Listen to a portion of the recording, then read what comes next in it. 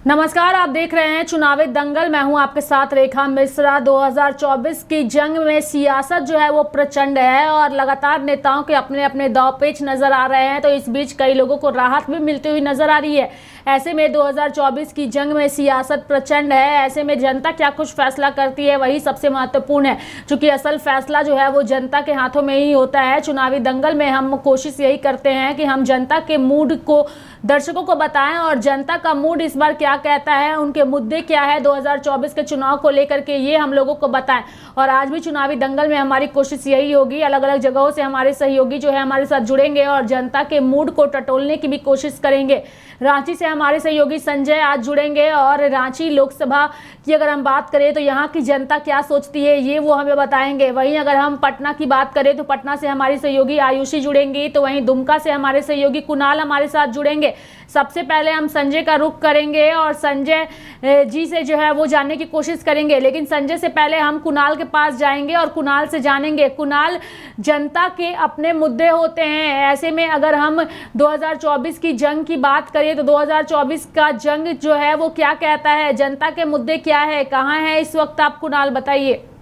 तो कुणाल से संपर्क नहीं हो पा रहा है। हमारी सहयोगी आयुषी इस वक्त हमारे साथ जुड़ चुकी है। सीधे आयुषी का रुख करते हैं। आयुषी, 2024 के जंग में सियासत जो है वो प्रचंड है। कहाँ इस वक्त आप मौजूद हैं, कौन से लोकसभा क्षेत्र में आप हैं और जनता का मूड क्या है, आयुषी जानने की कोशिश करिए। सवाल दोहराएंगे रेखा जी। आयुषी, हमारा सवाल यही है कि 2024 की ये जो जंग है इसमें सियासत जो है वो प्रचंड है, लेकिन असल फैसला जो है वो जनता ही करती है। जनता के ही हाथों में सब कुछ होता है। ऐसे में इस वक्त आप कहाँ मौजूद हैं और क्या कुछ अपडेट्स है आपके पास 2024 की जंग को लेकर? जी बिल्कुल रेखा, इस वक्त मैं पटना के मैंगल्स रोड के पास स्थित हूँ और जनता का मूड जो है चुनाव को लेकर ये जानना भी बहुत जरूरी है। और हम पहुंच चुके हैं, यहाँ पे कुछ लोग भी हैं, हम बात करने की कोशिश करेंगे। सर, लोकसभा चुनाव आ गया है तो क्या रहेगा इस बार आपका मुद्दा? मेरा क्या मुद्दा रहेगा? नेता लोग मुद्दा बताएगा। सर, आप आम जनता है, आपको भी वोटिंग करने का पूरा अधिकार है, तो आप क्या मुद्दे से वोट करेंगे? पूछिए, नेताजी इधर है। आप वोट नहीं करेंगे सर? वोट करेंगे, ये सीक्रेट है ना, तो वोटिंग सीक्रेट है, गुप्त मतदान है। कुछ मुद्दा होगा आपका? मुद्दा तो देश का विकास रहना चाहिए, यूनिटी रहना चाहिए। यूनिटी में है, देश में यूनिटी खत्म हो गया है। क्या खत्म हो गया सर? यूनिटी, यूनिटी, एकता, एकता, एकता, एकता नहीं है। कैसे आप देख रहे हैं इसको कि एकता खत्म हो गई? सब एक दूसरे को मतलब क्या बोलते हैं, शक की नजर से देखते हैं। गरीब है, अमीर है, हिंदू है, मुस्लिम है, बड़े हैं, छोटे हैं, भेदभाव का भावना बढ़ गया। भेदभाव बढ़ रहा है। बढ़ रहा है। सारा भारतीयों को एक होना होगा। चलिए सर, आप बताइए इस बार लोकसभा चुनाव में आपका मुद्दा क्या है? बेरोजगारी को खत्म करना, है ना। सबसे बड़का मुद्दा तो यही है। लोगों को खाना नहीं मिल रहा है, परेशान है लोग, है ना। कैसे कैसे अपना जीवन यापन कर रहे हैं। ये 5 किलो अनाज का बंटवारा हो रहा है, 5 किलो अनाज से क्या हो, वो जितने पैसे जो अनाज में ये सब में कर रहे हैं वो पैसा को यानी इंफ्रास्ट्रक्चर को बढ़ाए, उसमें लोग को रोजगार दे। ये यही हमारा ये रहेगा, ये मुद्दा हमारा। तो सर, किसकी सरकार से आप खुश हैं? देखिए, सरकार तो नए यानी पार्टी को मौका मिलना चाहिए, समझना, चाहे जो भी हो, जो भी मालिक जनता के बीच में जो भी सूटेबल लगे, ठीक है ना। कांग्रेस के भी देख लिया, बीजेपी के भी देख लिया, एक मौका तीसरे मोर्चे को देना चाहिए। किसी नए को आप चाहते हैं? हाँ हाँ, किसी नए को मिलना चाहिए और विकास हो, ये आप? हाँ हाँ, एकदम। चलिए सर, चलिए ठीक है। देखिए रेखा, लोग बचते भी नजर आते हैं कई दफा और हम कुछ लोकसभा, सर लोकसभा चुनाव आ गया है, क्या मुद्दा है आपका? मुद्दा विकास का रहता है। विकास का मुद्दा है। बेरोजगारी बहुत ज्यादा है, खास करके बिहार में। तो इस सब को जो दूर कर रही थी आरजेडी का जो डिप्टी सीएम थे, पार्टी अलग हो गया। अब तो यही मुद्दे पर, विकास के मुद्दे पर ही वोट हम लोग करेंगे, सोचेंगे अब किसको दिया जाए। तो क्या लगता है सर, किसने विकास किया है इतने साल? मोदी जी से कुछ विकास? देखिए, मोदी जी सेंट्रल के नेता हैं, तो विकास जो होना चाहिए था, जैसे बेरोजगारी नहीं बढ़ गया, देश का जो आर्थिक स्थिति है उसमें थोड़ा उतार चढ़ाव हुआ है, लेकिन बेरोजगारी का मुद्दा सबसे बड़ा मुद्दा है। बेरोजगारी आपको लगता है बहुत बढ़ गई? बहुत बढ़ गया। क्या किसकी केंद्र में सरकार देखना चाहती है?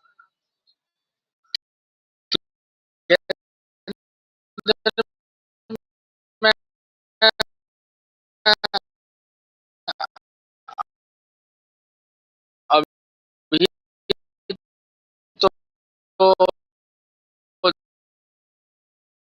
जो परिस्थिति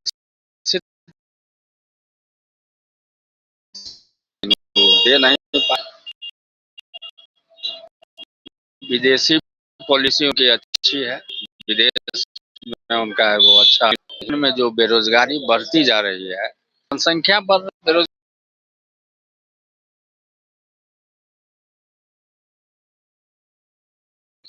चलिए चलिए ठीक है सर, आप बताइए क्या मुद्दा रहेगा इसमें? इस बार चुनाव कहाँ से, बिहार से या कहीं और से? सर लोकसभा चुनाव है तो केंद्र में किसकी सरकार देखना चाहती है? केंद्र में फिर दोबारा मोदी।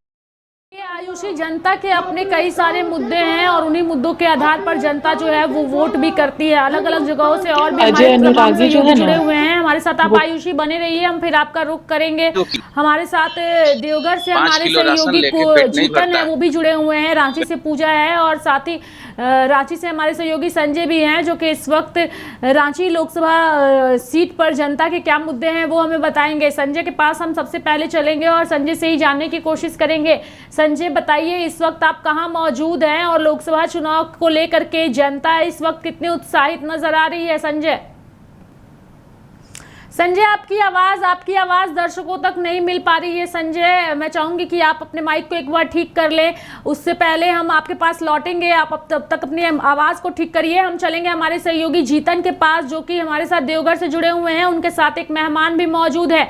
जीतन, 2024 की जंग में सियासत प्रचंड है और आज की सियासत इसलिए भी प्रचंड है चूंकि संजय सिंह को जो कि आपके सांसद हैं, उन्हें आज राहत मिल गई है, यानी जमानत मिल गई है उन्हें। जीतन, हेलो, अब आवाज तो आएंगे रेखा?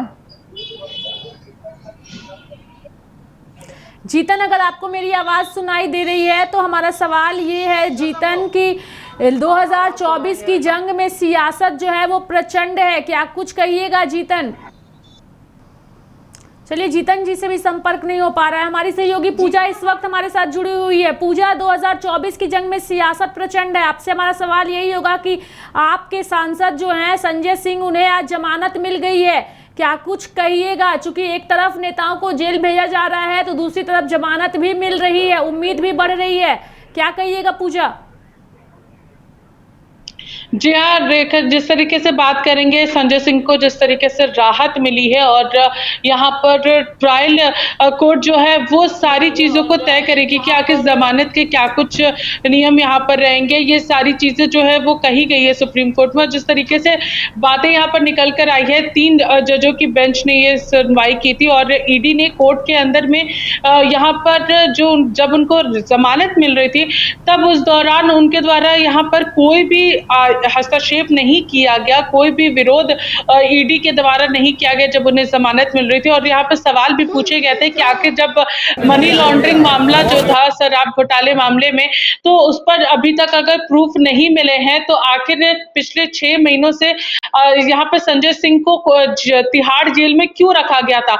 ये सवाल लगातार यहाँ पर पूछे जा रहे हैं और अब आपके जितने भी नेता हैं वो भी यही सवाल पूछ रहे हैं और अब उनकी जमानत के बाद ये चीजें जरूर स्पष्ट होती भी नजर आ रही है और लोगों में काफी ज्यादा उम्मीद भी नजर आ रही है कि जो यहाँ पर सिसोदिया जो है उन्हें भी यहाँ पर जमानत मिल सकती है। अगर ऐसी चीजें हैं तो अरविंद केजरीवाल जो है उन्हें भी मिल सकती है, क्योंकि यहाँ पर जिस तरीके से संजय सिंह को जमानत मिली है, जो ईडी प्रूफ नहीं दे पाई है उन्हें, इस वजह से ये सारी उम्मीदें जो है वो फिलहाल आपके सभी नेताओं के बीच में जगती भी नजर आ रही है। उसी तरीके से अगर हम बात करेंगे तो झारखंड में भी कुछ ऐसा ही माहौल देखने को मिल रहा है और आज जिस तरीके से जेएमएम के यहाँ पर महासचिव की अगर बात करेंगे सुप्रिया भट्टाचार्य की, तो उन्होंने भी प्रेस वार्ता कर इस मामले को लेकर के बातें उठाई है और कहा है कि ईडी लगातार इस तरीके का प्रोपेगेंडा यहाँ पर कर रही है।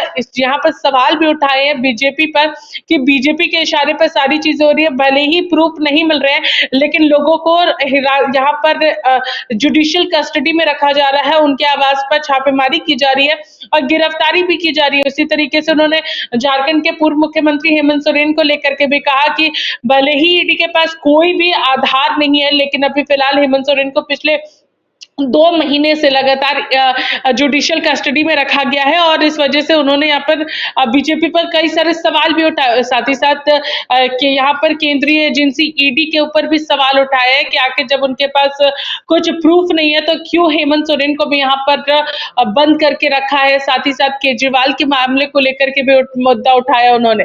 रेखा, ये नजर आ रही है 2024 की जंग में सियासत प्रचंड है और इसी प्रचंड सियासत का ये नज़ारा जो है वो आज देखने को मिला है पूजा की। संजय सिंह जो कि पिछले 6 महीने से जेल की सलाखों के अंदर थे और उनके ऊपर कई आरोप लगाए गए थे, 2 करोड़ के घोटाले का आरोप था, लेकिन उन पैसों को लेकर के ईडी जो है वो अपने कुछ भी सबूत जो है वो पेश नहीं कर पाई। और तभी जब कोर्ट में इस मामले को लेकर के उनसे पूछा गया कि क्या संजय सिंह की जमानत से आपको आपत्ति है, तो ईडी ने कहा हमें इनकी जमानत से कोई आपत्ति नहीं है। बड़ी तस्वीर आज देखने को मिली है पूजा। जी हाँ रेखा, यहाँ पर जिस तरीके से मैंने पहले भी बताया कि कोर्ट में ईडी इस बात का विरोध नहीं कर पाई कि जब संजय सेठ की रिहाई की बात हो रही थी, यहाँ पर जमानत की बात हो रही थी, तो उस दौरान ईडी के द्वारा कोई भी हस्तक्षेप नहीं किया गया, कोई भी विरोध नहीं जताया गया। और कोर्ट ने भी यहाँ पर सवाल पूछे थे कि आखिर जब कोई भी यहाँ पर आपके पास सबूत नहीं थे तो पिछले 6 महीनों से 6.5 महीनों से अगर हम कहेंगे तो 6.5 महीनों से आखिर फिर इन्हें यहाँ पर तिहाड़ जेल में क्यों रखा गया है, जुडिशियल कस्टडी में रखने की आखिर वजह क्या है, तो ये भी ईडी से पूछे गए सवाल। और यहाँ पर सबसे बड़ी बात आपको बता दें कि जो जमानत मिल रही है रेखा, उसको लेकर के भी जो भी टर्म्स होंगे, जो कंडीशंस होंगे, और वो जो है वो ट्रायल कोर्ट तय करेगी कि आखिर के इस जमानत के क्या कुछ यहाँ पर जो यहाँ पर बैरियर्स क्या क्या होंगे, क्या वो कर सकते क्या नहीं। और साथ ही साथ यहाँ पर ईडी के द्वारा कहा था रेखा कोर्ट के अंदर में कि जिस तरीके से अभी फिलहाल जो अभी फिर जैसे ही वो बाहर निकलेंगे, वो राज्यसभा के सांसद है और अभी फिलहाल चुनावी दौर चल रहा है, तो उनकी राजनीतिक बयानों पर रोक लगाया जा सके। लेकिन कोर्ट ने कहा है कि हम ऐसा नहीं कर सकते हैं और वो सभी राजनीतिक कार्यक्रम में शामिल होंगे। तो ये साफ हो चुका है कि अभी चुनाव में वो पूरी तरीके से भाग ले सकते हैं और चुनाव के दौरान अपनी पूरी बातों को जनता के बीच में रख सकते हैं। कोर्ट में कहा गया था ईडी के द्वारा कि वो राजनीतिक बयानों से बचे और उनको बयान नहीं दिया जाना चाहिए। कोर्ट ने साफ तौर पर इस पर इनकार किया था और कहा था कि ऐसा हम नहीं कर सकते। रेखा,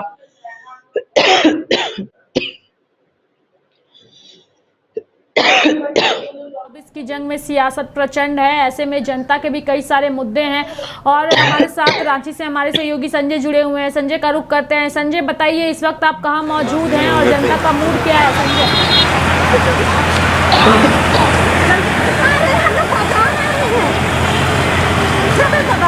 देखिए, इस वक्त हम झारखंड में हैं और झारखंड की राजधानी रांची में हैं और इस बार जनता का मूड क्या है, क्या लगता है इस बार जो लोकसभा का चुनाव है वो अपना मत किस तरीके से प्रयोग करेंगे और किन मुद्दों पे वोट करेंगे आप? जो सरकार बढ़िया काम करेगी उसी को। कौन सरकार अभी तक आपको लगता है कि अच्छे काम हुए हैं? क्योंकि 2014 से देश में प्रधानमंत्री नरेंद्र मोदी है, बीजेपी की सरकार है, तो बीजेपी की सरकार में क्या लगा आपको कि झारखंड में कितना विकास हुआ है? क्या झारखंड के लिए कई ऐसी योजनाएं जो है वो सरकार ने, केंद्र सरकार ने लाई और धरातल पर उतरा, क्या लगता है? बीजेपी सरकार तो उसमें बहुत कुछ काम हुआ भी, ऐसा नहीं है कि उसमें काम नहीं हुआ। आगे क्या लगता है जिस तरीके से देश में महंगाई है, एक बड़ा मुद्दा है, देश में बेरोजगारी है, क्या इन मुद्दों पर केंद्र सरकार जो वर्तमान में अभी प्रधानमंत्री नरेंद्र मोदी, तो क्या इन सब मुद्दों को लेकर जो विपक्ष आवाज़ें उठाते तो कितनी सच्चाइयाँ इसमें? ये तो बात सही है कि महंगाई बहुत अच्छी हो गया है, इसमें जो सवाल है सही नहीं कर पाना। तो क्या लगता है बदलाव की ज़रूरत है? बदलाव की तो ज़रूरत है, बदलाव की ज़रूरत है। तो झारखंड के लोग बदलेंगे इस बार? जनता आप भी एक जनता है, जनता होने के नाते अपना मत बताएं, क्या लगता है बदलाव या पुराने? बदलाव तो देखिए, बदलाव होने चाहिए। कुछ और भी लोग हैं, युवा हैं, उनसे भी हम बात करते हैं। बहुत देर से आप इंतजार कर रहे हैं लगता है। क्या कहेंगे इस बार झारखंड का जो मत होगा किस तरीके से होगा? क्योंकि देश में प्रधानमंत्री नरेंद्र मोदी 10 साल उन्होंने कार्यकाल पूरा कर लिया, अब 2024 का चुनाव है, तो इस बार आप लोगों का मत किस ओर होगा और क्या होगा?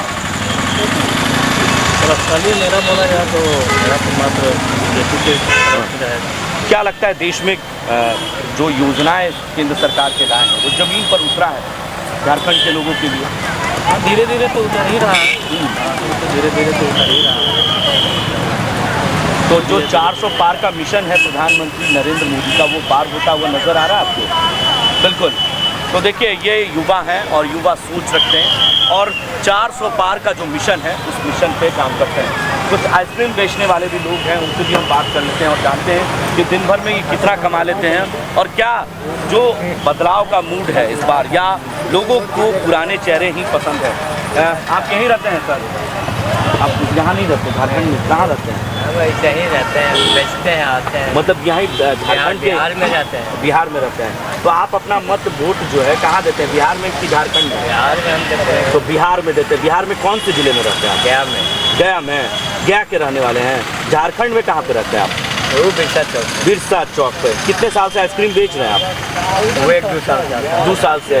तो अकेले रहते हैं परिवार? हाँ, तो क्या लगता है इस बार बदलाव की जरूरत? ये सब नहीं पता चलता। मतलब चुनाव अपना वोट देंगे ना? हम अपना घर पर देंगे। घर पे देंगे तो क्या लगता है कि मोदी जी अच्छा काम कर रहे हैं? कर रही है। तो देखिए लोग जो है ये कह रहे हैं कि कर रहे हैं। कुछ बहुत लोग हैं यहाँ पर, काफी भीड़ भाड़ वाला इलाका है। हम लोग और युवती भी हैं, उनसे भी हम जानते हैं। सब्जी खरीदने आए हैं, क्या क्या सब्जी में देखते हैं? एंट्री मारे हैं, यही रहती हैं पास में? अच्छा, तो इस बार चुनाव है तो क्या लगता है कि चुनाव में इस बार आपका मत जो है जो होना चाहिए वो क्या होना चाहिए? नरेंद्र मोदी जी को ही सपोर्ट करते हैं और चाहत है कि फिर से प्रधानमंत्री बने। तो फिर से प्रधानमंत्री। तो क्या नरेंद्र मोदी में क्या खासियत आपको दिखती है? देश के प्रधानमंत्री हैं, अच्छा भाषण देते हैं। अच्छा भाषण देते हैं, प्लस उनके आने से इंडिया में बहुत डेवलपमेंट हुआ है। जस्ट लाइक हर तरफ मतलब आई मीन रूरल हो या फिर अर्बन हो, सब तरफ का ये रोड बहुत अच्छा बन गया है। सब चीज़ अच्छा बना है। देखिए कुछ और लोग भी हैं, काफ़ी अच्छी हैं और हम जानने के सब्जी खरीदने आए हैं ना, साथ में कौन? बेबी बहन, सिस्टर। तो क्या लगता है इस बार आपका जो वोट होगा पहली बार करेंगे या दूसरी बार करेंगे वोट? दूसरी बार। तो पहली बार जब आपने मत किया था उस वक्त का फीलिंग और आज जब दूसरी बार करेंगे उस वक्त का क्या फीलिंग होगा? क्या लगता है इस बार बदलाव होगा या देश में पुराने बदलाव होगा? अपना मत देंगे तो क्या लगता है झारखंड में विकास हुआ? बहुत विकास हुआ है झारखंड में, हर तरफ हुआ है झारखंड। लेकिन आपके मुख्यमंत्री को जेल में बिल्कुल झारखंड में तो यहाँ के मुख्यमंत्री अच्छे नहीं है। उन्हें जो जेल भेजा गया है चीट फंड मामले में, जो फ्रॉड हुआ है, जमीन का मामला है, तो क्या उसमें कितनी सच्चाई आपको दिखती है?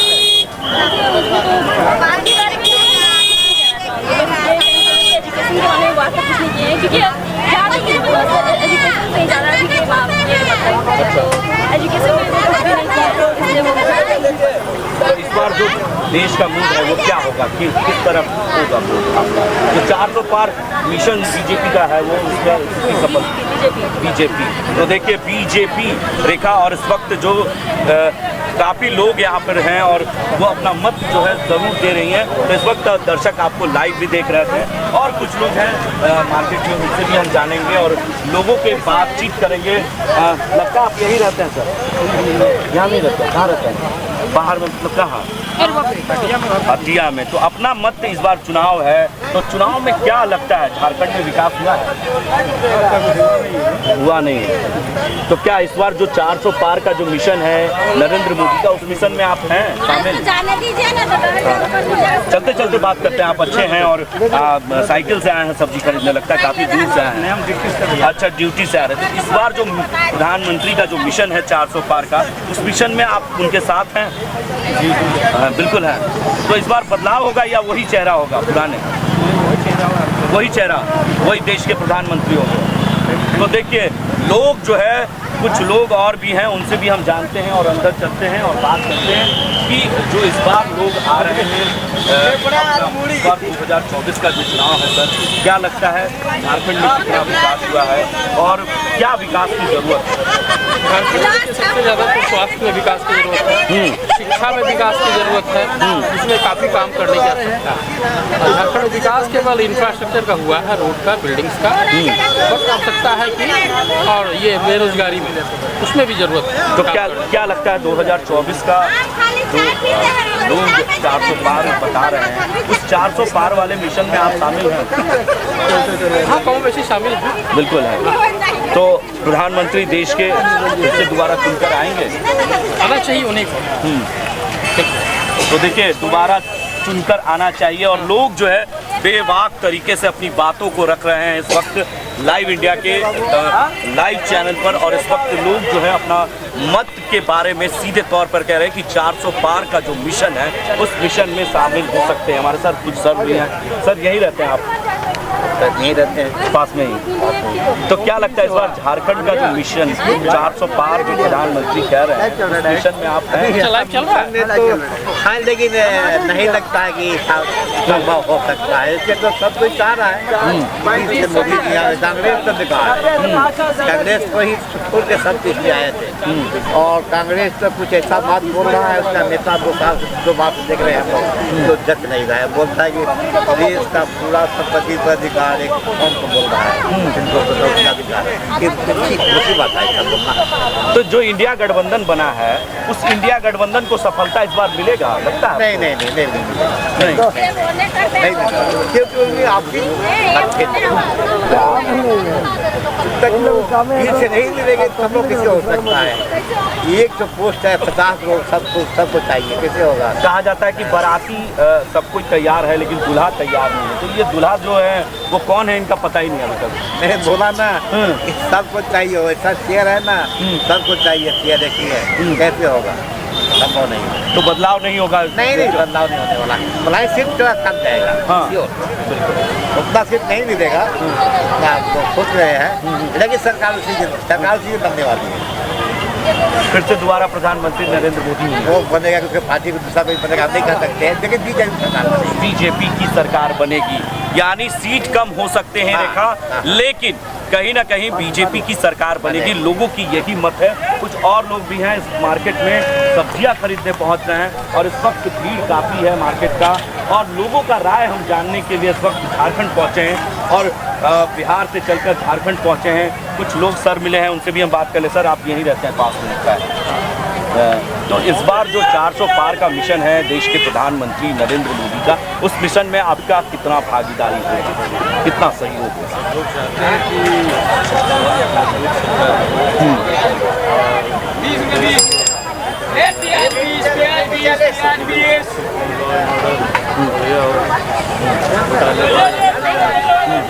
जो इंडिया गठबंधन बना उससे सफलता मिलेगा, ऐसा लगता है आपको?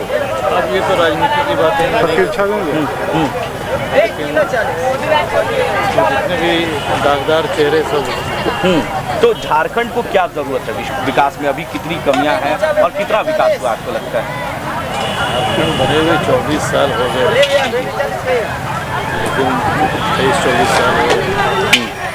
विकास तो हुआ है, लेकिन दूसरे राज्यों की तुलना में, जैसे कि छत्तीसगढ़ बना तो वो तो मेट्रोपॉलिटन सिटी का शेप ले रहा है, देहरादून भी मेट्रोपॉलिटन हो रहा है, रांची का जो मेन रोड है आज भी जो 50 साल पहले था वही था। यहाँ पर CNT एक्ट, SPT एक्ट में जो है जो परेशानी है उसको सरकार को दूर करना चाहिए।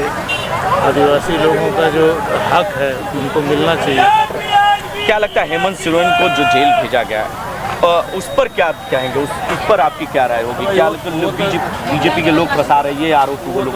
न्यायालय का मामला है, इसमें हम लोग क्या कर सकते हैं? तो देखिए, ये तो न्यायालय का मामला है रेखा, और झारखंड के लोगों की यही मत है कि भले इंडिया गठबंधन बना है इस देश में, लेकिन कहीं ना कहीं वो भ्रष्टाचारियों का गठबंधन है, ये आम लोग भी समझ रहे हैं और बाखूबी तरीके से वो अपनी बातों को रख रहे हैं। इस वक्त जो तस्वीरें हैं और लोगों के बयान हम ज़रूर सुना रहे हैं, और देखिए किस तरीके से लोग युवा भी हैं और क्या लगता है सर झारखंड ठीक है ना, और 3 साल हो गए आज़ादी के सोचिए, मोर देन 75 ईयर्स, अभी तक हमारे गांव में सिंचाई का कोई नामो निशान नहीं।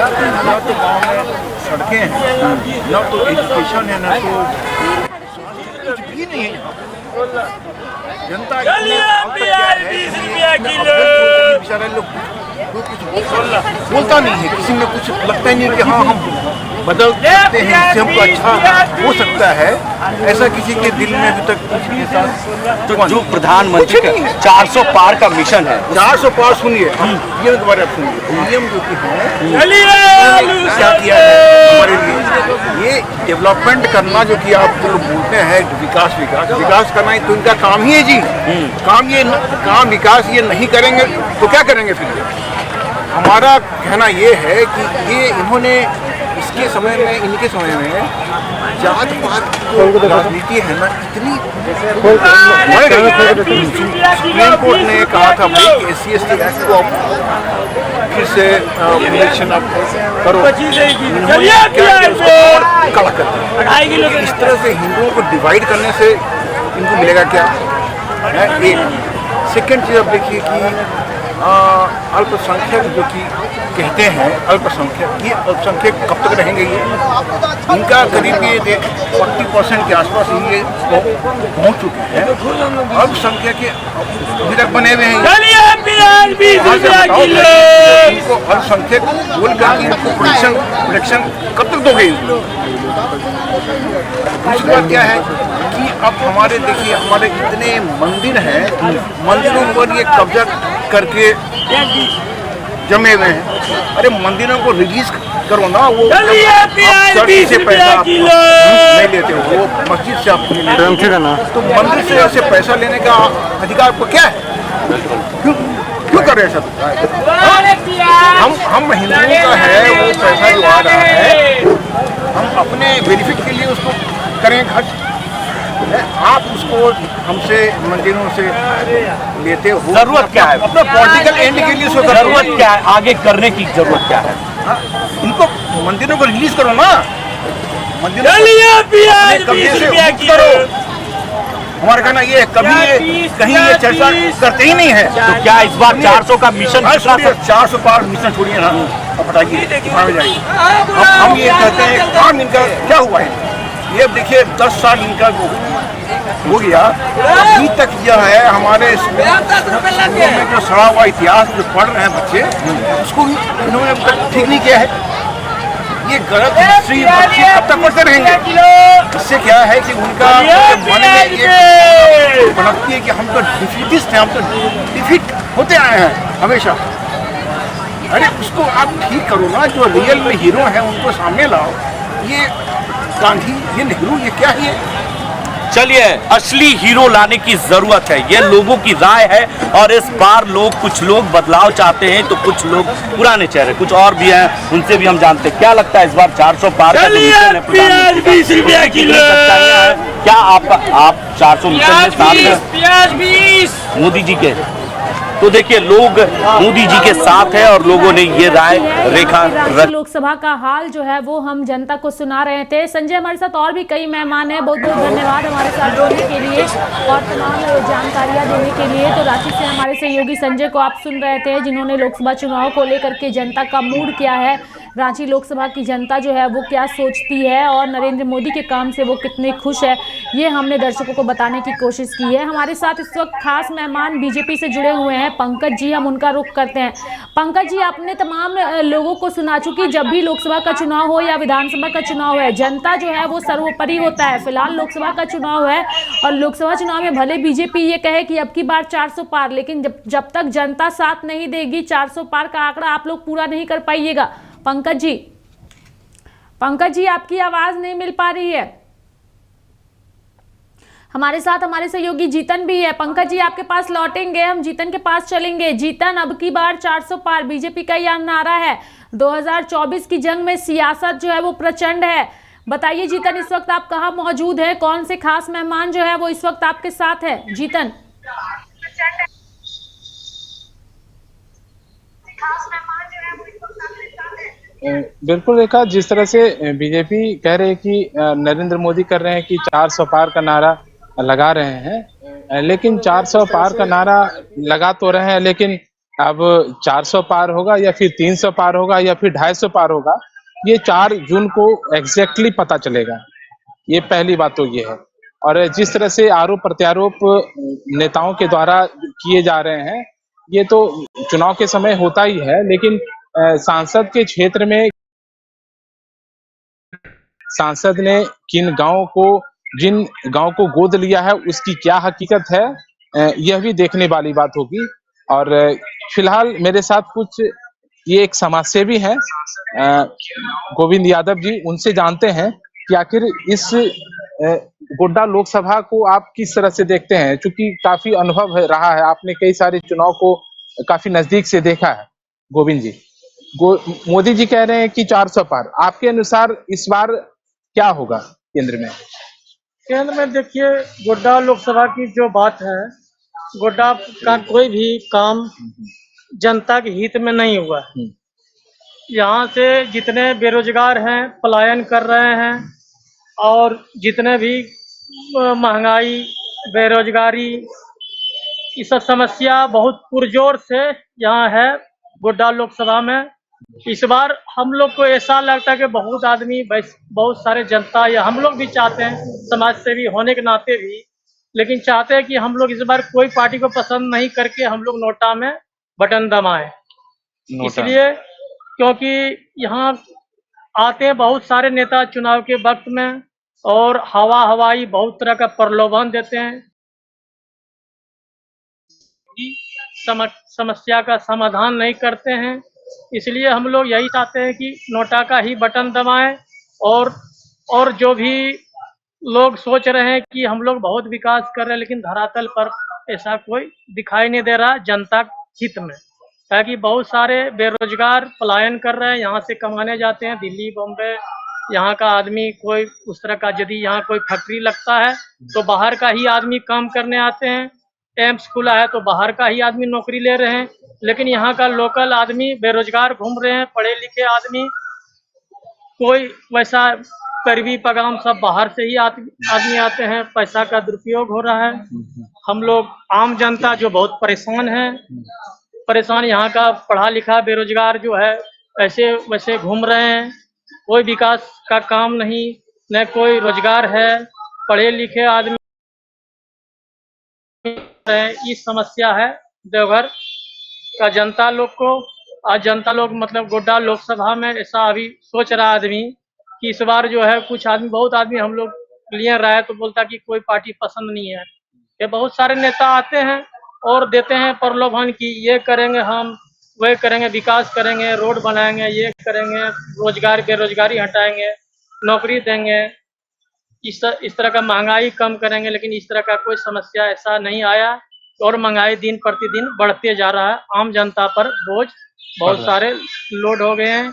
इसलिए जनता चाह रहे हैं कि इस बार हम लोग नोटा को दबाएं, या तो कोई और पार्टी तीसरा फ्रंट को हम लोग चाहें ये पार्टी से। लेकिन गोविंद जी, देवघर की अगर बात करें, देवघर में एम्स खुल गया है, रोजगार तो मिल ही रहा है, एयरपोर्ट आ गया है, और भी तमाम इस देवीपुर में प्लास्टिक पार्क है, गोड्डा सांसद निशिकांत दुबे के नेतृत्व में काम तो हुआ है, लेकिन आप कह रहे हैं कि रोजगार नहीं मिल पा रहा है। इसकी क्या खास वजह हो सकती है? खास वजह है कि यहाँ का आप पता कर कीजिए कि एम्स में या कोई चीज एयरपोर्ट में एक भी आदमी यहाँ का नौकरी हुआ लोकल आदमी का? सब बाहरी आए हैं, दिल्ली से आए, पटना से आए, बाहर से आए। लेकिन यहाँ लोकल आदमी आप जाके देखिएगा तो झाड़ू पोछा करने वाला एक आदमी मिलेगा या नहीं मिलेगा, लेकिन एक भी आदमी लोकल नहीं है।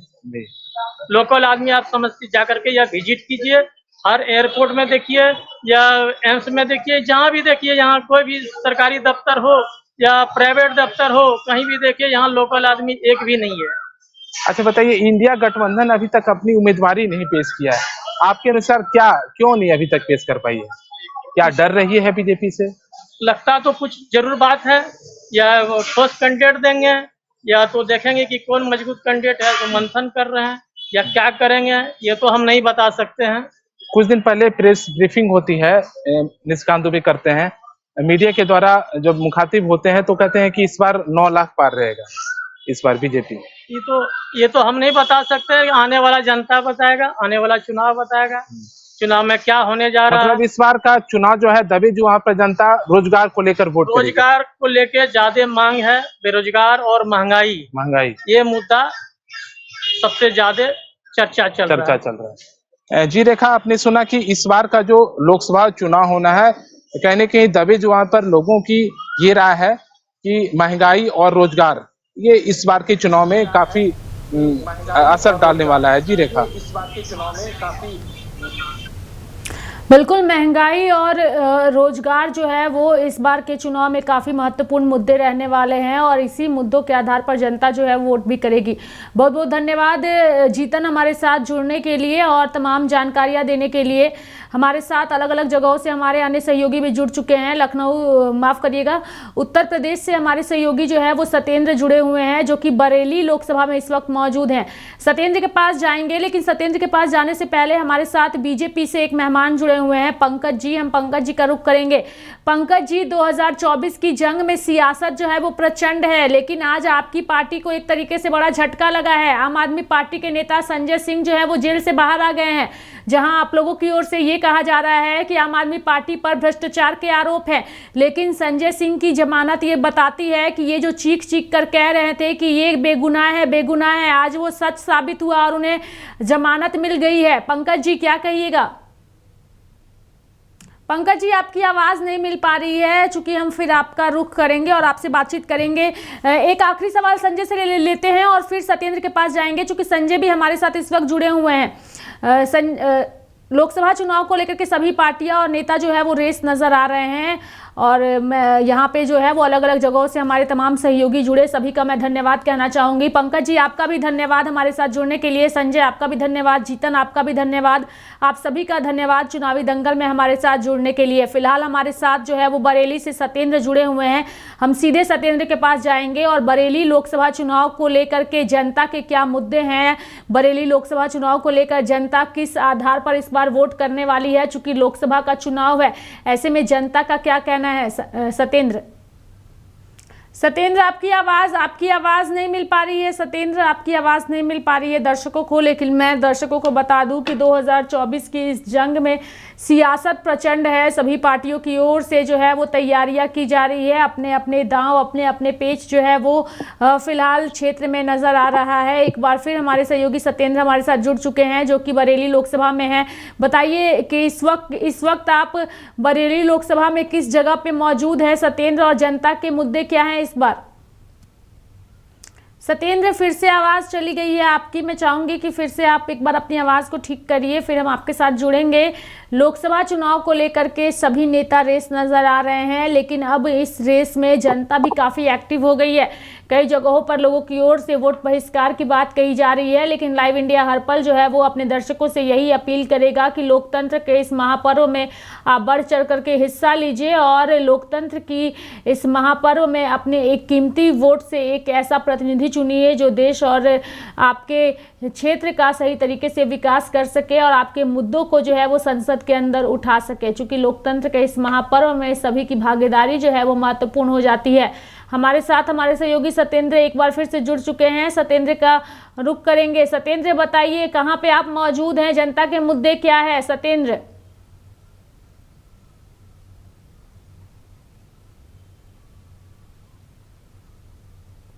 नहीं आ रही है आवाज़ आपकी। सत्येंद्र, आपकी आवाज़ दर्शकों को नहीं मिल पा रही है। लोकसभा चुनाव को लेकर के सभी पार्टियां रेस नज़र आ रही है और इस वक्त जो है वो अलग अलग जगहों से लगातार हमारे तमाम सहयोगी जो है वो चुनावी दंगल में जनता के मूड क्या है वो बताने की कोशिश कर रहे थे।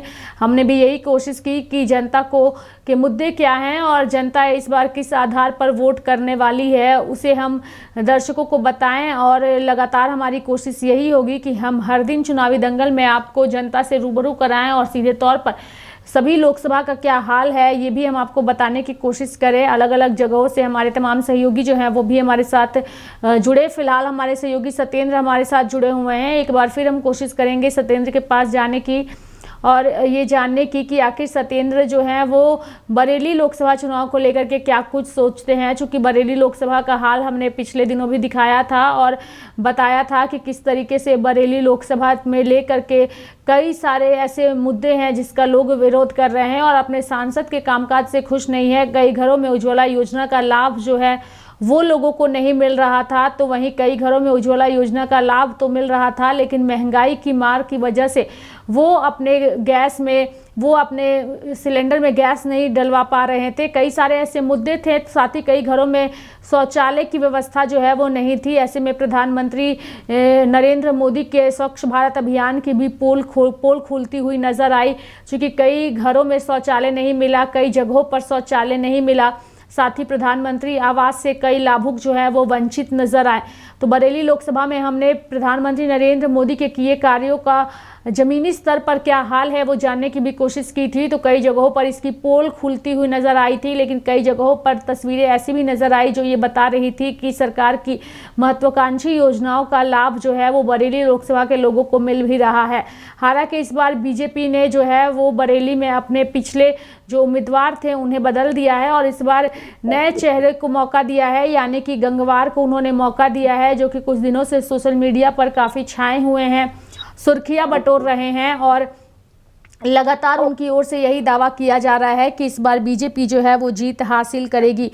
चूँकि वक्त की भी कमी है, मैं चाहूँगी हमारे सहयोगी सत्येंद्र से कि सत्येंद्र आप हमारे साथ फिर से जुड़िए और अपनी बातों को रखिए, चूँकि वक्त की काफ़ी कमी है इस वक्त।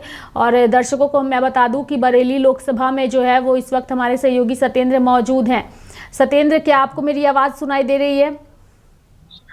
देखिए रेखा जी, मैं इस वक्त बरेली 25 लोकसभा सीट पर यहाँ मौजूद हूँ और यहाँ छत्रपाल गंगवार को भारतीय जनता पार्टी ने चेहरा बनाया है, लेकिन चीजें निकलकर कुछ और आ रही हैं। जगह जगह लोग ये कह रहे हैं कि चेहरा बदलने से तमाम विकास रुक सकते हैं। लोगों से मैं बात करूंगा, तमाम लोग मौजूद हैं। यहाँ भाजपा के भी जो सभासद भी यहाँ पर मौजूद हैं, मैं उनसे और कोशिश करूंगा। क्या नाम है आपका? क्या कहना चाहते हैं, क्या दिक्कतें हैं? यहाँ का जो चेयरमैन है मोहम्मद कलीम अंसारी, मेरी नगर पंचायत धुरने पड़ती है। चेयरमैन मेरे साथ पक्षपात करता है। मुंडिया जागीर में जो वार्ड नंबर 8 है उसमें सिर्फ हिंदू वार्ड है, उसमें सिर्फ हिंदू समाज ही रहता है। और मेरे वार्ड में अभी तक पिछले 10 महीने हो गए, पिछले 10 महीने में कोई भी विकास कार्य नहीं हुआ है, ना ही साफ सफाई हो रही है। मैं चेयरमैन के पास में जाता हूँ, वो डायरेक्ट मना कर देता है, मैं आपके वार्ड में काम नहीं कराऊंगा। कोई काम नहीं कराएंगे, कोई भी क्षेत्र के तमाम लोग परेशान है इससे। बिल्कुल, मेरे वार्ड में कोई विकास नहीं हुआ।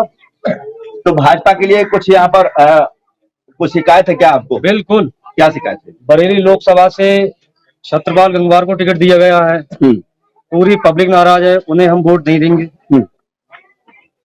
क्यों भैया, छत्रपाल को वोट नहीं देंगे क्या? देंगे। और भाजपा को वोट देंगे? दोनों को देंगे। यहाँ पर भारतीय जनता पार्टी ने छत्रपाल को यहाँ उम्मीदवार बनाया है और यहाँ प्रवीण सिंह ऐरन समाजवादी पार्टी और कांग्रेस की तरफ से लड़ रहे हैं। क्या स्थिति है? देखिए, सबसे पहले तो मैं आपके चैनल के माध्यम से धन्यवाद देना चाहूंगा आपको। मैं चंद्रसेन सागर, मुंडिया जागीर, नगर पंचायत बरेली।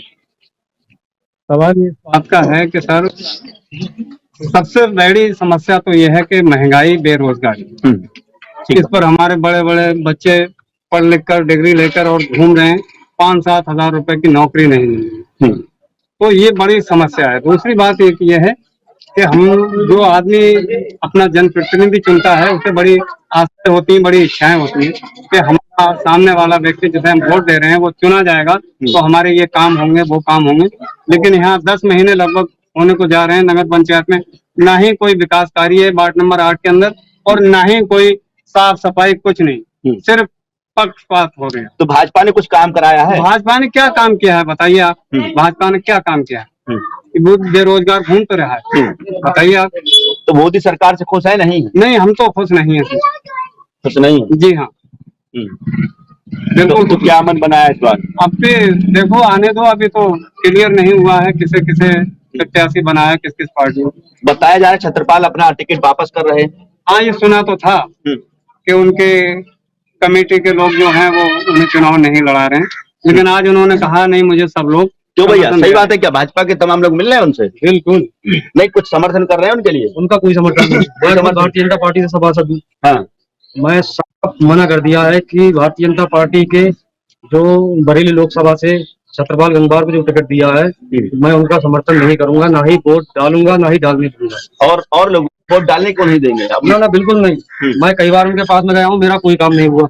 और जनता की नहीं सुनते हैं क्या? बिल्कुल नहीं। हमारे यहाँ पर सेमीगढ़ा में छेदालाल गंगवार, जब चुनाव का समय था, नगर पंचायत में जब चुनाव का समय था, वहाँ पर टिकट बांट रहे थे। बोले सभापति में किसको टिकट देना है, किसको टिकट देना है। छेदालाल गंगवार जो अभी वर्तमान में मंडल अध्यक्ष है, उन्होंने मुझसे 50,000 रुपए लिए टिकट के। किस बात के 50,000 रुपए लिए? सिर्फ टिकट के, कमल का फूल। भाजपा सिंबल लेने का आपसे 50,000 रुपए। अच्छा। पवन शर्मा जो इस वक्त जिला अध्यक्ष हैं, उनके पास मैंने कई बार फोन किए। मेरी वार्ड के एक वीरू शर्मा और सुरेंद्र शर्मा पकड़े गए थे थाने में जुआ खेलते हुए, एक शराब पीते हुए पकड़े गए। मैं छुड़ाने के लिए गया, मैं अध्यक्ष जी के पास। चलो, बहुत अलग बात है। मतलब आपका जो है कहीं ना कहीं जो पार्टी के लोग हैं उनसे नाराजगी है? बिल्कुल है ना। ऐसी पार्टी की जरूरत नहीं है। जो भैया कुछ काम हुआ है, विकास हुआ है यहाँ? कहाँ कुछ कोई काम हुआ है? कोई काम नहीं हुआ? क्यों भैया, कोई काम हुआ है? भाजपा के लोग आते हैं यहाँ? भाजपा के लोग आते हैं? हम लोग तो काम मना कर देते हैं, खाली वोट लेने आते हैं? खाली वोट लेने। क्या निर्णय बनाया है इस बार? निर्णय क्या बनाया है? हाँ, वोट देना है ना। वोट देना, किसी ना किसी को देना ही है। हाँ, वोट तो देना है, लेकिन जो अच्छा काम करेगा उसको देना है। क्लियर नहीं है ना किसको देना है। अच्छा, छत्रपाल जी को यहाँ बनाया है प्रत्याशी, क्या देखते हैं उनको? देखते हैं छत्रपाल को, भाजपा ने छत्रपाल को यहाँ टिकट दिया है। हम जाते नहीं है वहाँ पर, जब मीटिंग होती है तो नहीं आते हैं वहाँ पर। ना कुछ लेना ना देना नहीं हमें, ना लेना ना देना। आप देखो सामने हमारे गाँव। क्या नाम है आपका? जी मेरा नाम शकील है। शकील। क्यों भैया आते हैं भाजपा के लोग? नहीं आते हैं खाली वोट लेने। आप ही देखो, ये कुआं है, किसी का पूजा नहीं होती है, सब गंदा पड़ा है। आप ही खुद देख लो। क्यों इस तरीके से देखते हो इस बार को तुम? क्या कहना चाहते हो इस बार कैसे चुनाव होगा, किन मुद्दों पर? होगा इस बार, वो तो समय बताएगा, समय बताएगा। अच्छा, भाजपा के लोग आते हैं यहाँ? नहीं आते। नाराज है क्या भाजपा से? सर भाजपा से बिल्कुल नाराज है सर। मेरा मकान आया हुआ है, जो तीसरी किस्त है मेरी, अभी तक कम से कम कुछ नहीं 1-1.5 साल हो गया, तीसरी किस्त नहीं आई सर।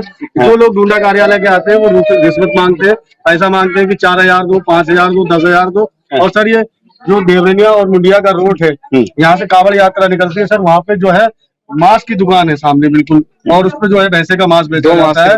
ठीक है सर, और बहुत दिक्कत है। तो आपकी कॉलोनी का पैसा तीसरी किस्त नहीं आई है, 1.5 साल हो गया। जी सर, मैं तो नहीं दूंगा बीजेपी को वोट। किसी ने शिकायत की? किसी से आप शिकायत की सर, लेकिन सब भ्रष्ट है सर, सब भ्रष्ट। खुली रिश्वत चल रही है वहाँ। अच्छा जी सर। तो ये बताइए, छत्रपाल यहाँ पर भारतीय जनता पार्टी के वो हैं उम्मीदवार, तो क्या कहेंगे उनको? सर नरेंद्र मोदी भी खड़े रहेंगे तब भी बीजेपी को वोट नहीं दूंगा मैं। नरेंद्र मोदी खड़े रहेंगे तब भी वोट नहीं दूंगा? मोदी जी की लहर चल रही तब भी नहीं देंगे ना सर, उसमें दिक्कत है सर। हाँ। हमारे गरीब लोगों का काम ही नहीं हो रहा, मकान दे दिया, उसमें रिश्वत ले रहे 20,000, कोई 50,000, कोई 10,000, तो हम क्या करें सर? नाम क्या है आपका? सर मेरा विकास वाल्मीकि। विकास वाल्मीकि नाम है, और इनकी बड़ी शिकायत है सर। और दलित लोगों के साथ और ज्यादा, मतलब दलित लोगों के साथ तो और ही ज्यादा बेकार कर रही है बीजेपी ने। कोई नौकरी नहीं है, कोई रोजगार नहीं है, कोई आर्थिक सहायता नहीं है। ये सब देखा जाएगा ना सर। तो किसका माहौल है यहाँ? यहाँ सर देखिए सर, अभी तो जो है कुछ कह नहीं सकते, बट होगा कुछ ना कुछ अलग ही होगा सर। अलग होगा इस बार? बदली जाएगी क्या? बदली जाएगी या नहीं जाएगी वो बरेली से या पूरे देश से? जनता के दिल में चल रहा है सर। जनता के दिल में, सही बात है। क्यों चाचा, कुछ नहीं काम कराया क्या यहाँ? सब पैसा निकालना। अच्छा, डरवाइए मुश्किल से। क्या कहना चाहते, क्या नाम है? अरे ऐसे लोग भी हैं जिनका कुछ भी नहीं हुआ है, कोई कमरा नहीं, कुछ भी नहीं। हाँ। अब अगर हम अपना घर दिखाएंगे तो हैरत मानोगे। अच्छा, और बेकार, बिल्कुल कहानी बेकार है। दलाली मांगते लोग? दलाली जो करिए रहे हैं, चेयरमैन दलाली मांग रहे हैं हमारे यहाँ। और पक्षपात बहुत है यहाँ। पक्षपात बहुत है। किस तरीके का पक्षपात है? अजय जातवाद का कि 8 नंबर वार्ड का काम नहीं कराएंगे, जैसे कलीमा अंसारी चेयरमैन साहब है। अच्छा, कुछ नहीं हो रहा है। तो यहाँ भाजपा के लोग नहीं सुनते? तो भाजपा का कोई आता ही नहीं है सर, कोई नहीं आता इधर। भाजपा का वार्ड मेंबर है, उसकी कोई नहीं सुनी जाती क्या? है तो हमारे वार्ड के मेंबर है। क्यों भैया, सुनी नहीं जाती? बिल्कुल भैया, कोई सुनवाई नहीं है। मैं भारतीय जनता पार्टी का इस वक्त मौजूदा सभासद हूँ। वार्ड के अंदर क्या कहीं पर कोई सुनवाई नहीं है, कोई सुनवाई नहीं। जितने बड़े नेताओं के पास में जाओ सब ऐसे करके हाथ खड़े कर देते हैं, बोले ठीक बाद में आना, बाद में आना। इसलिए भारतीय जनता पार्टी का दामन छोड़ने में ही हमें फायदा है। अच्छा, बिल्कुल। तो इस बार किस तरीके से इसका बदला लेंगे? बदला इसका लिया जाएगा बिल्कुल। अब की बार जो इलेक्शन का माहौल ही बदल देंगे। बरेली लोकसभा से जो छत्रपाल गंगवार को टिकट दिया है, हम उनका समर्थन नहीं करेंगे, हमें वोट ही नहीं देना है। नहीं तो आप ही समर्थन नहीं कर रहे हैं, भाजपा के और लोग भी समर्थन नहीं कर रहे हैं। अरे भाजपा वाले तो खुद ही छोड़ कर आ रहे हैं। कोई सपा में जा रहा है, कोई कांग्रेस में जा रहा है, कोई बसपा में जा रहा है। मैं कुछ छोड़ रहा हूँ भाजपा को, भाजपा को छोड़ रहे हैं? बिल्कुल नहीं तो आप छोड़ रहे हैं भाजपा को, तो ठीक है। ये बताओ यहाँ पर छत्रपाल कि वो तो क्या भाजपा के लोग साथ नहीं दे रहे हैं? क्या भाजपा का आदमी साथ नहीं देगा ना? भाजपा के लोग साथ दे रहे हैं? बिल्कुल नहीं। यहाँ से छत्रपाल गंगवार को मुखिया जागीर से वोट ही नहीं देना है। यहाँ 1200 वोट है, हिंदू वोट है जो 1200 पूरे इसमें टाउन एरिया में कितना वोट है? 21,000 वोट है। 21,000 वोट है। वही तो शोषण हो रहा है हमारा, क्योंकि यहाँ पर जो नगर पंचायत का चेयरमैन है मोहम्मद कलीम अंसारी, 21,000 वोट पूरे नगर पंचायत में है। बाकी जो हिंदुओं का वोट है पूरे नगर पंचायत में वो 6,000 के आसपास वोट, 6,000 के आसपास वोट है। 6,000 वो हमारे साथ पक्षपात कर रहा है। और हमारे छत्रपाल गुरुजी जो इस टाइम लोकसभा से इलेक्शन लड़ना चाह रहे हैं सांसदी का, वो कलीम अंसारी को गले लगाना चाह रहे हैं इस बार कि सारे वोट वो ही बढ़ा देगा, सारे वोट वो ही बढ़ा देगा। बाकी हम उनके लिए कुछ नहीं है। मैं वार्ड का मौजूद सभासद, वार्ड के और लोग भी नाराज हैं कि आप ही नाराज? वार्ड नाराज है, आप किसी से बात कर लें। यहाँ पर नगर पंचायत के वार्ड मेंबर और भी नाराज हैं? बिल्कुल, मैं आपकी मुलाकात करवाऊंगा। मेरे 8 मेंबर सब नाराज हैं। सब नाराज हैं? कोई काम नहीं हुआ है? कुछ नहीं, पक्का पक्षपात। मैं आपको सबूत दिखाता हूँ। वार्ड कितने लोगों के नहीं बने? तो देखिए रेखा जी, जो मैं दिखा रहा हूँ ये तस्वीर बरेली नगर पंचायत की है, और ये जोरनिया नगर पंचायत है, नैनीताल रोड से जुड़ी हुई है। तमाम लोगों की ये शिकायतें हैं, और वाकई में अगर इनकी इस तरीके की शिकायतें हैं और भाजपा के समझिए सभासद है तब कोई काम नहीं हो पा रहा है। तो रेखा जी, एक बड़ा सवाल है यहाँ के जो वर्तमान में जो प्रत्याशी भाजपा के बनाए गए हैं उन पर भी फर्क देखने को मिलेगा, और कहीं ना कहीं भारतीय जनता पार्टी को भी यहाँ से उम्मीदों पे उस तरीके से चीजें नहीं मिल पाएंगी। रेखा जी, जो उम्मीदें हैं बरेली लोकसभा के लोगों की, अगर इसी तरीके से लोग विरोध करते रहें तो इसका नुकसान जो है वो यहाँ भाजपा को जरूर उठाना पड़ सकता है। धन्यवाद सत्येंद्र हमारे साथ जुड़ने के लिए और तमाम जानकारियां देने के लिए। तो चुनावी दंगल में हम आपको अलग अलग जगहों से तमाम सहयोगियों के माध्यम से जनता के मुद्दे क्या हैं और उनके आधार इस बार क्या है वोट डालने के, उसको लेकर के हमने बातचीत की और जाना कि आखिर चुनावी दंगल के माध्यम से लोग क्या कुछ सोचते हैं। तो मेरे साथ फिलहाल चुनावी दंगल में इतना ही, लेकिन आगे भी हम आपको चुनावी दंगल में जो है वो हर दिन इसी तरीके से खबरों से लगातार रूबरू कराते रहेंगे। नमस्कार।